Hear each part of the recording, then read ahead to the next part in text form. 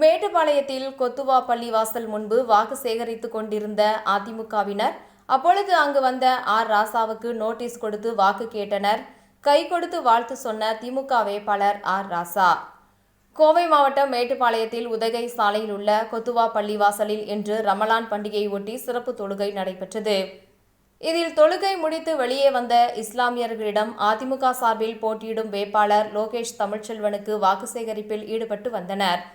அப்பொழுது அந்த வழியாக நீலகிரி தொகுதி திமுக வேட்பாளர் ஆர் ராசா காரில் வந்தார்.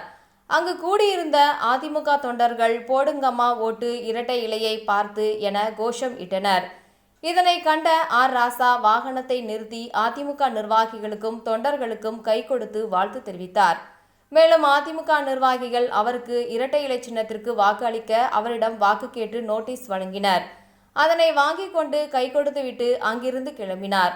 இதனிடையே ராசா பேசிக் கொண்டிருந்த போது திமுக தொண்டர் ஒருவர் அதிமுகவினர் கோஷம் எழுப்பிய போது எதிர்கோஷம் எழுப்பினார். இதனால் சற்று நேரம் அங்கு பரபரப்பு ஏற்பட்டது.